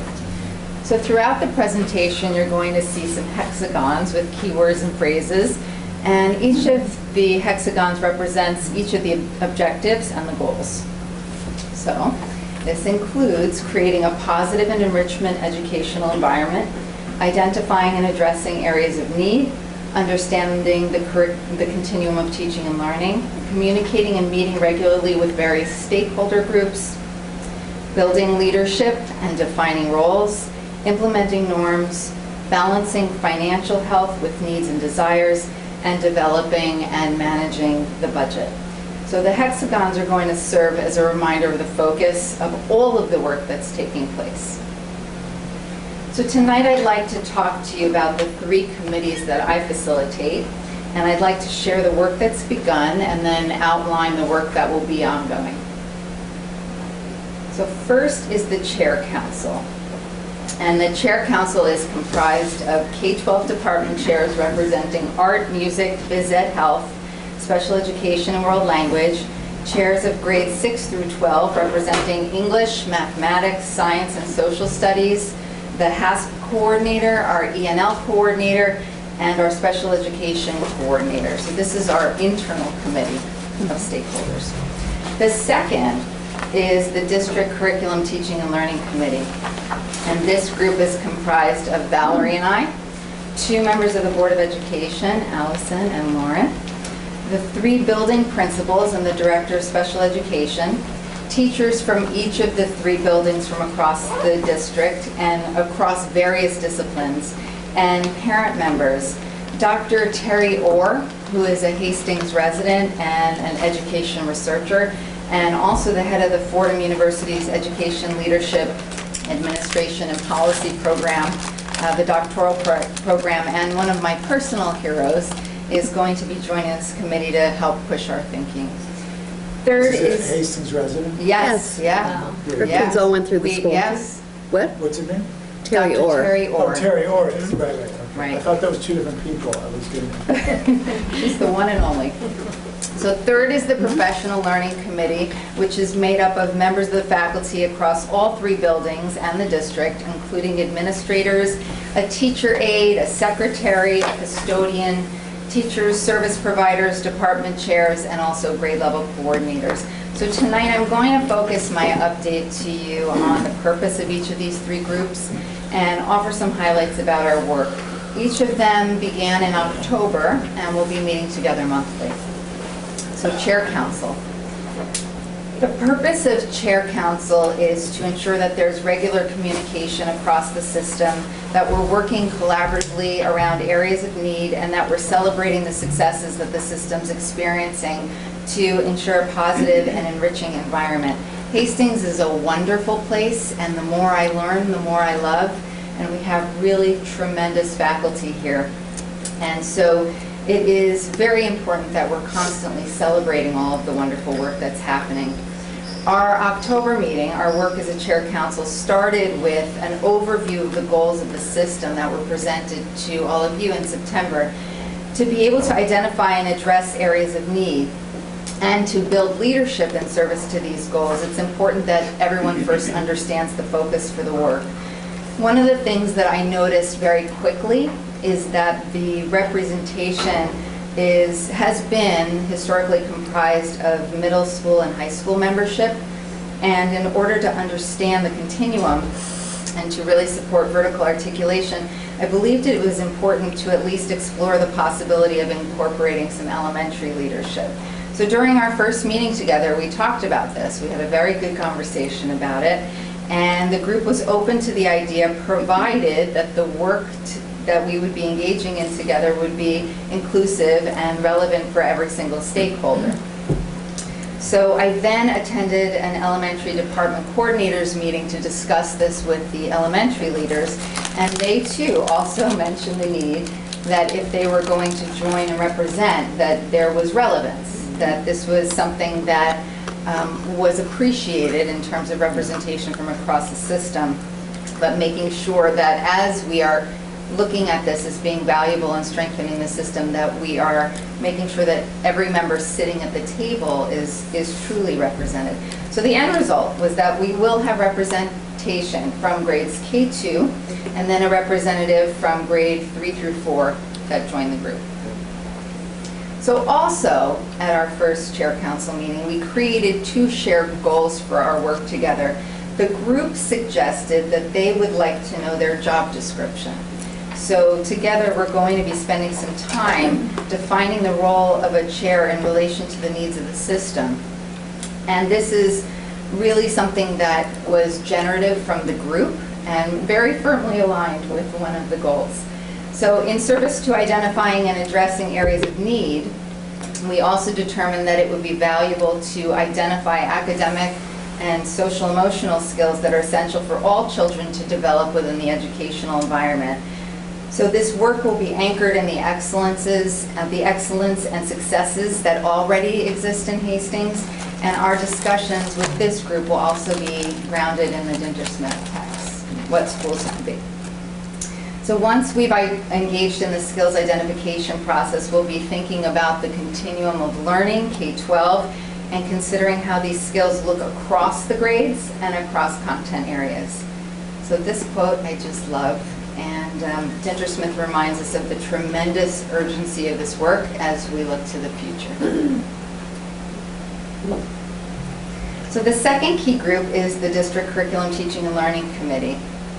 So Valerie and I have charged this group with taking a holistic look at our system. And over the course of the year, this group is the group that will be considering how we ensure that curriculum, instruction, and assessment are aligned to ensure the success of all learners, how we're integrating what post-secondary institutes and employers value, and how our practices are serving children, particularly because they're moving into a very rapidly changing world. During our first session together, we created norms for our work. We began to consider the internal and external perceptions of our curriculum, instruction, and assessment. And we considered this perceptions data for elementary school, for middle school, for high school, and we just started to scratch the surface by looking at some alignments that surfaced and some anomalies that surfaced, and thinking about how we perceive ourselves and how we are also perceived. So this exercise in perspective taking is important in helping us to recognize the beliefs and the values of the various stakeholder groups. And as we move forward as a committee, we'll be grounding our work in 3 different texts. What school could be will be the anchor for the internal considerations. When we're thinking about external considerations, we'll be grounding that discussion in the World Economic Forum Future of Jobs report. And finally, ACT actually portrays a very holistic model of education and work successes. The document, it's a visual, I've embedded it, and what they do is they outline core academic skills, cross-cutting capabilities, behavioral skills, which are actually social-emotional skills, and education and career navigation needs that need to be developed as students move throughout the system, from early education to high school to post-secondary experiences, and then into the workforce. As we move forward with our inquiry, we're going to be continuing to explore perceptions of curriculum, instruction, and assessment along the K-12 continuum. We're also going to be considering our learning environment and our professional learning opportunities. These are the 5 areas that work together to contribute to a student's overall experience at school. And we'll be investigating themes, sharing wonderings, exploring academic and social-emotional skills that are essential for all children to be developing within the educational environment, and identifying early opportunities to build from our current successes. The third group is the Professional Learning Committee. And the purpose of this group is to create a shared vision for adult professional learning, to consider the available use of time, and to ultimately create a professional development plan that's driven by research and data. During our first session, we created norms, and then we embarked upon our vision work. So participants came having already read the article that's linked below by Gusky, entitled Planning Professional Learning, and then I engaged them in a 4A's protocol. So this protocol allowed them to surface agreements with the article, arguments, assumptions that they felt Gusky was making, and also aspirations. So after reading that, what can we aspire to? And one of the key areas of focus of that article was around the activity trap, which is actually extremely common in education across every single level of the system, whether you're an administrator, a teacher, whatever your role is. And this is when we become ensnared by concentrating our planning efforts on what learners are going to do, and then ensuring that we have the resources for them to do that, rather than thinking about what is their final destination, and then backing all of that up and planning backward with very key stops along the way.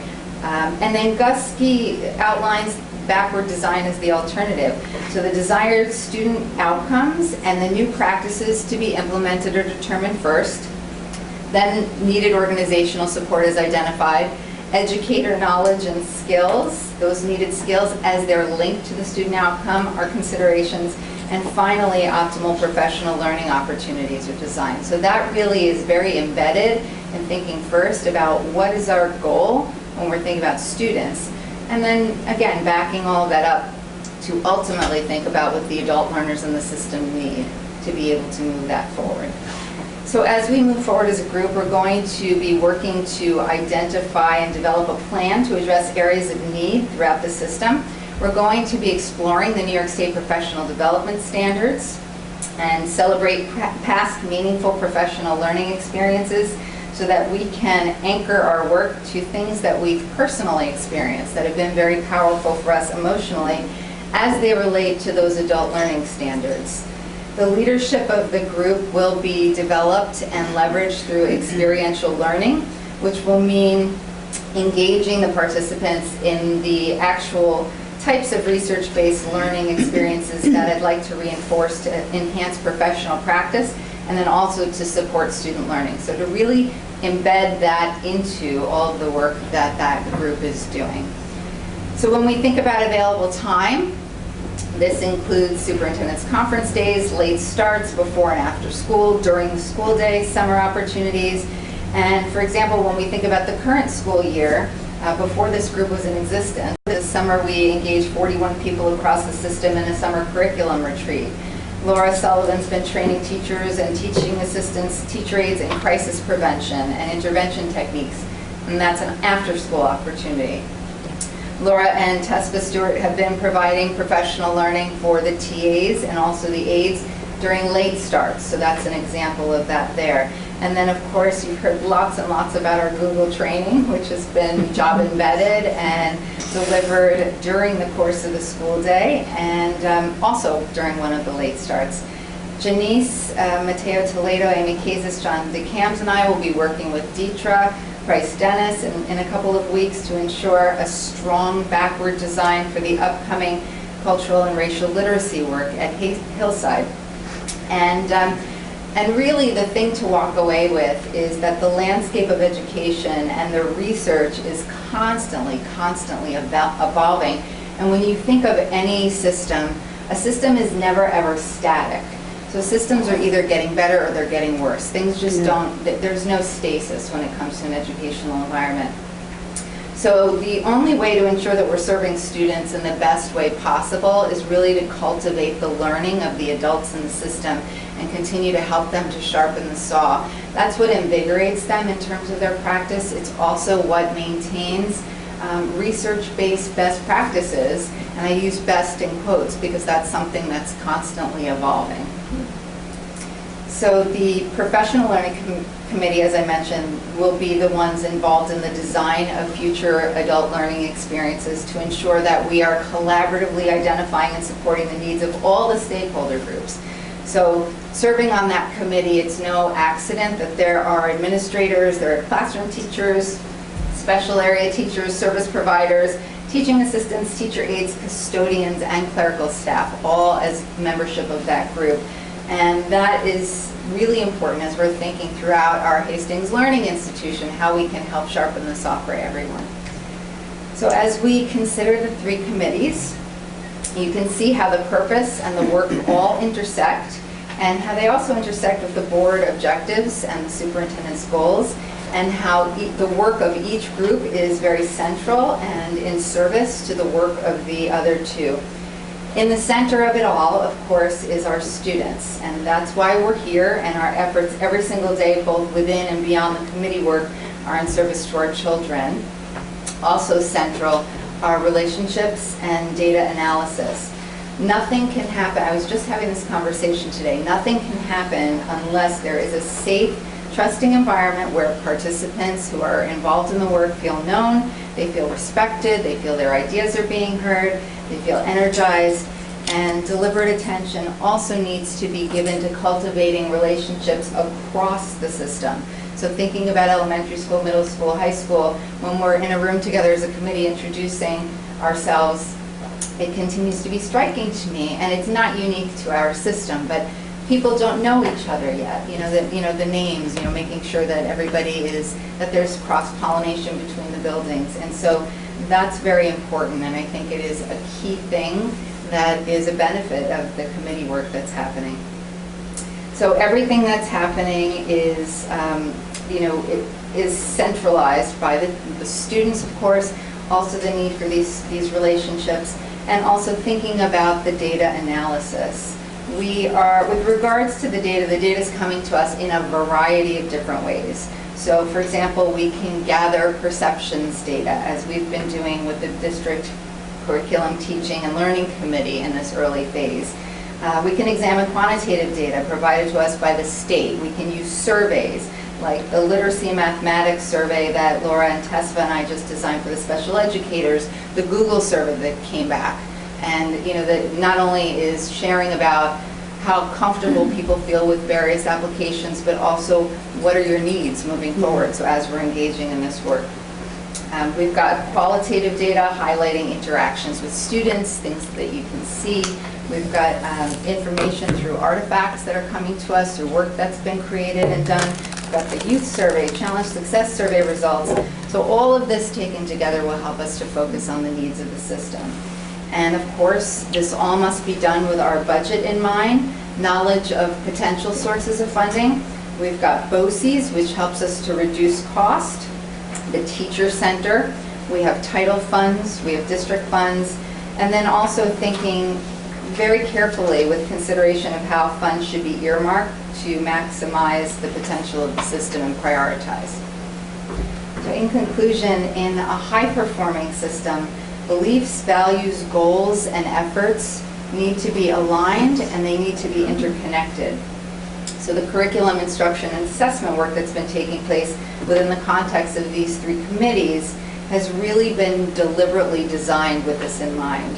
And the ultimate goal is quite simple. We just want our students to be happy, healthy, socially and emotionally balanced, and have all the skills that they need for success in a very rapidly changing world. Thank you. Questions?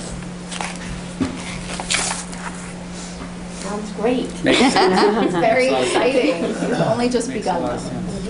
I have just a quick, it's not really a question, but there's a lot of moving parts here and a lot of good thinking, probably debates that are going to be going on in these.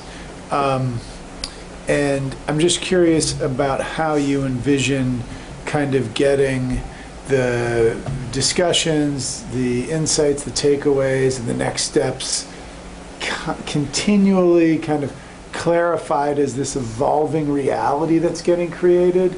Because, one of my experiences with stuff like this is like things drop out the bottom as decisions that the system doesn't quite become clear on, like where it came from. And there's with 3 different committees with probably somewhere in the ballpark of 50 to some people involved here. I don't know about the exact numbers.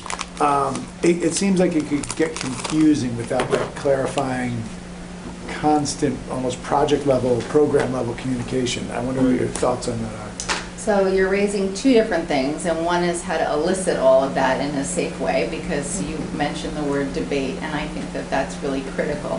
So to start there are facilitation opportunities that can be leveraged to make sure that you are not creating echo chambers in the work that's happening, and that constructive debate or a colleague of mine in the past, which I love this expression, used to call it lifting the veil of civility, right? So I've adopted that because I think that is exactly what it is. And so, I think in the effort to be, in a large group forum where you're navigating newer relationships and thinking about what you think about everything, it's very easy to get caught up in the echo chamber. So the first part of your question speaks to me in terms of creating the conditions where we can have thoughtful debate and thoughtful conversation. That can happen through the use of protocols. It can happen through a very explicit conversation about, I really just want to hear everybody, I want to hear all of it, wherever you are on a polarized spectrum on this. It's very important that we're constantly navigating this together. So that's the first part. The second piece, and actually now that I'm thinking about it, it's 3 pieces. So the second piece was around making sure that things aren't getting lost. And that is, I've been talking a lot about data analysis and the way that this data is being used and can be used for sense making on things. Some of that comes in the literature, some of it comes in the way that I've been talking about things that we can pull in and leverage. And then there is a large part of that also has to do with, as Valerie and I are learning the system and we're thinking about these different forums, and we are thinking about deliberate through lines, so it's not accidental that everyone in the system is rallying around this "What School Could Be" text by Dintersmith. So thinking about various stakeholder perspectives, you've got internal committees, you've got committees with internal and external stakeholder groups. So being able to think about where those patterns are falling, where the overlaps are, and then being able to feed back to the system, which is the third piece. And so that is around making sure that we're being transparent and deliberately narrating what's going on. So part of that is my presentation to you this evening, so that people are clear on the work that's happening and how everything fits together. Some of that will be internal with each of the different committees.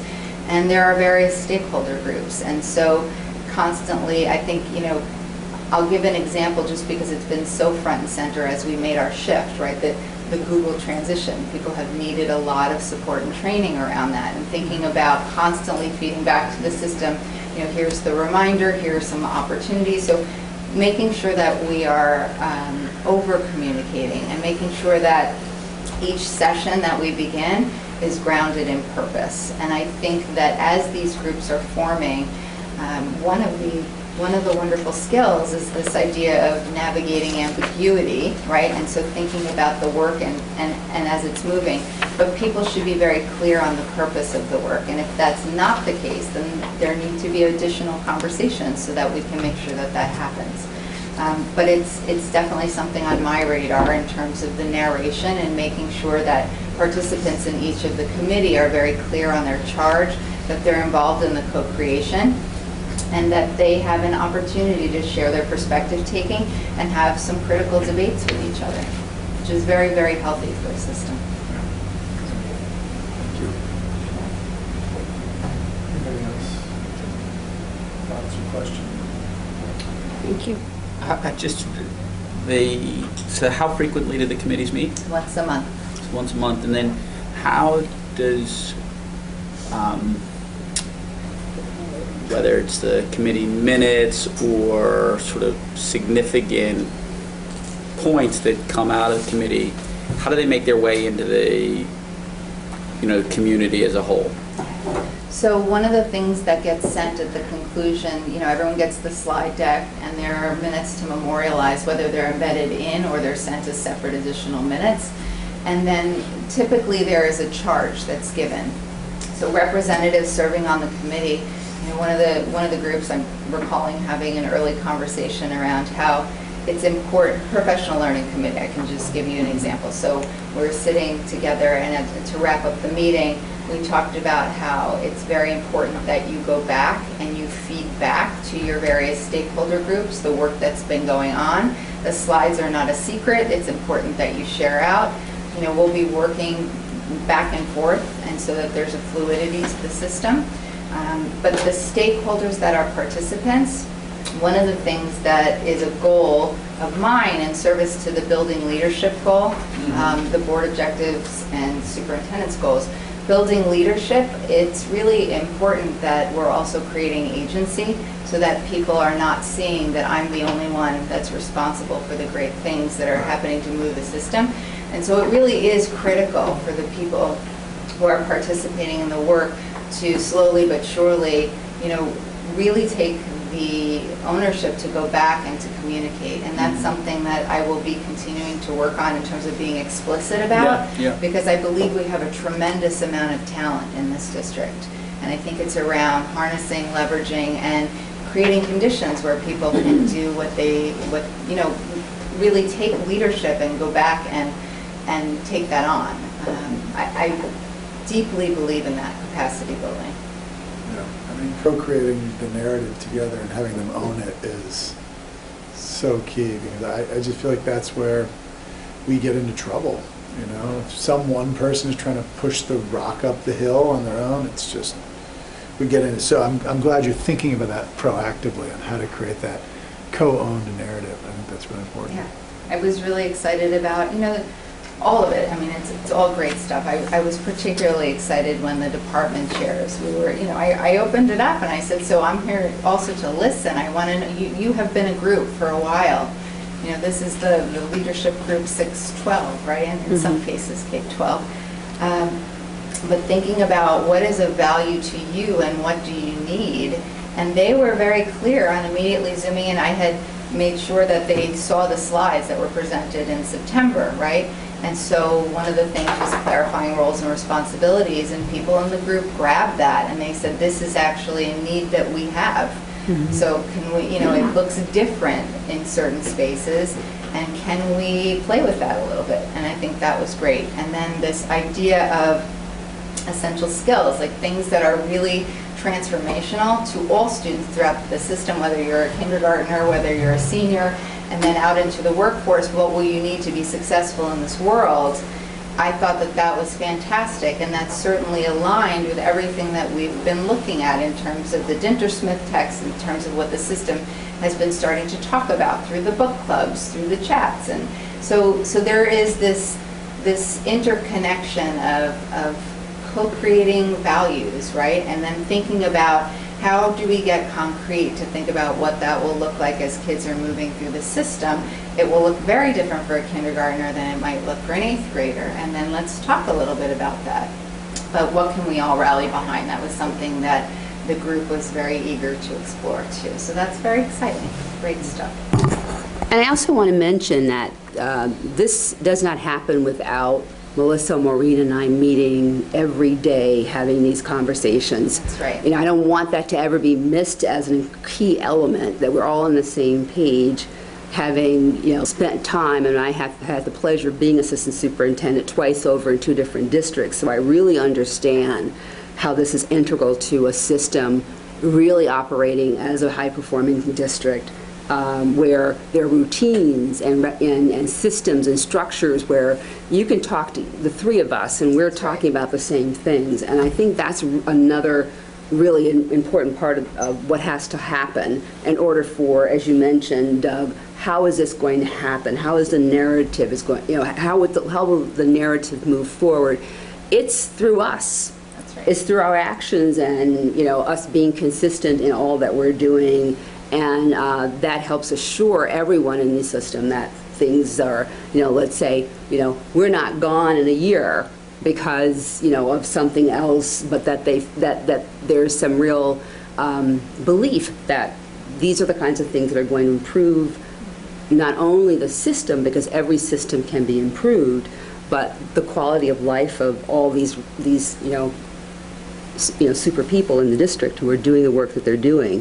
And that we're moving forward and not standing still, which is also something that we've heard in various conversations almost daily with parent, someone or another who comes in and talks to us and meets with us and who have the same expectations for the system. We met an amazing person today in the community who's been doing this work all over the place and really sees what it is that most of what, has been shared is the work that we need to engage in. So it's affirming, to talk to a parent as well, who is, besides all of you who know the system really well, that we are talking about the things that matter most, and now it's a matter of operationalizing them. That's great, yeah. And the board will be on the same page as well, and we can have those conversations out in the community. Yeah, I think you know the gentleman who's on, Jeff Wexler. Yeah, Jeff. I know Jeff well. So yes, just to echo what Valerie said, we are joined at the hip, the three of us. We are constantly talking, refining, pushing each other's thinking on things. I've been very, very grateful. Valerie comes with a wealth of experience, and then thinking about what are the through lines that need to happen throughout the system, and what are the budgetary implications for those things, and how can we build on the great work that's happening. So. Thank you. Thank you. Thank you, Melissa. That's great. Okay, so business items. We've got 9 business items here. Does anyone have any questions about anything? We have the added one too, right? The added one, maybe. The addendum on C, See, salary gains. Yeah.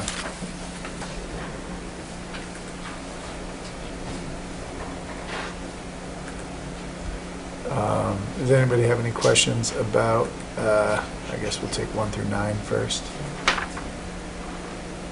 I just have one very quick question. This Jeff Cass lecture services, it seems like it was paid retroactively.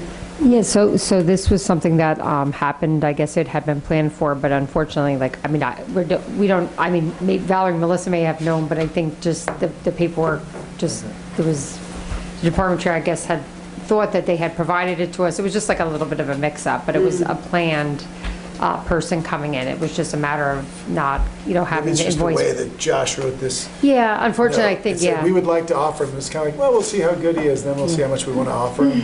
This is pretty typical. They get like either an honorarium or some type of money. And this seems as pretty Okay. typical in Yeah, that's terms of fine. when I they was have just speakers come in, so. Curious about that. Okay. Yeah, it was a little, usually you're always approving them in advance, so.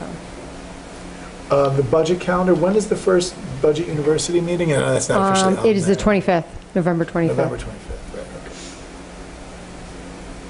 I'm sure I've asked that before, so it's written down somewhere else. Okay. Anybody have any other questions before we vote? Do I have a motion to approve under 4A, 1 through 9? A second? second. All in favor? Okay.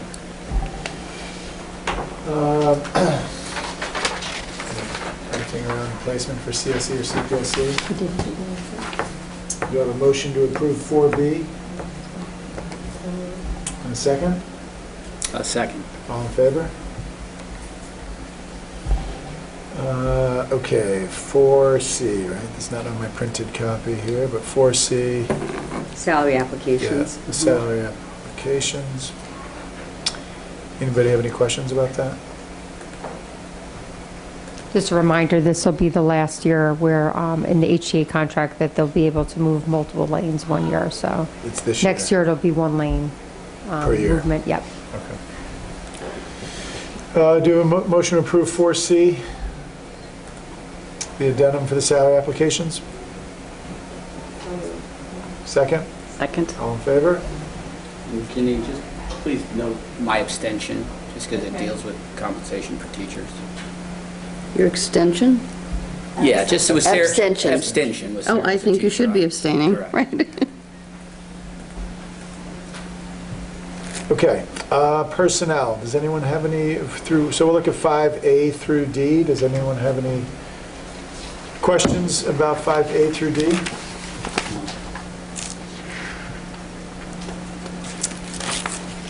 Oh, good. Okay. Okay, do I have a motion to approve 5A through D? So moved. And a second? All in favor? Okay. All right, minutes from October something. This is 22nd, 21st. There we go. Anyone have any questions about minutes from October 21st? Do I have a motion to approve the minutes from October 21st? So moved. Second? Second. All in favor? Well, we've already voted on it, so if there's something. Okay, committee reports. Theater arts. I'm not sure who's owning theater arts here. Melissa and Probably- Jody. Maybe Yes, Gerard. technically, it's Gerard. Jody and I will, should we share? Yeah, we could share. So we started out by, really celebrating the wonderful things that have happened around Music Man, which was really fabulous. We started talking a little bit about Peter and an upcoming work that was related to design in terms of bringing the set to life and some of the challenges that were involved in doing all of that and making sure that it was happening within budget. And what else did I miss, Jody?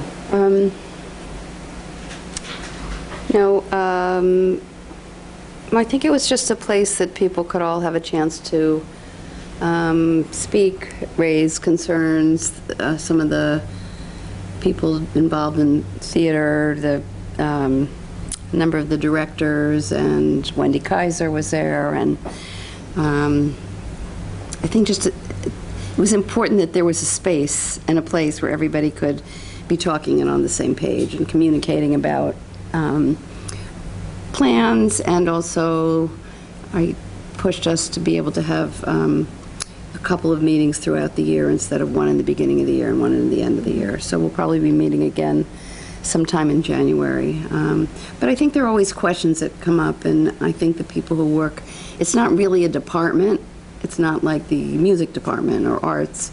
And a lot of the people are from outside, so I think it's important, even though Gerard does a wonderful job of sort of running the show, so to speak. It was important that there's a place where everybody can come together, and it's good. Yeah. Okay. Second public comment. Any? No? Okay. Going once, going twice, done again. Board of Ed comments. Final thoughts? Good meeting. Thank you for the presentations. Yeah. I think Very we're substantive. going in good. It's been good to kind of get them It's in 9:30. advance and be able to think through them, because I think it helps our thoughts and questioning, so very helpful. Thank you. Okay, do I have a motion to adjourn the meeting? So moved. Second? Second. All in favor? Okay, meeting adjourned.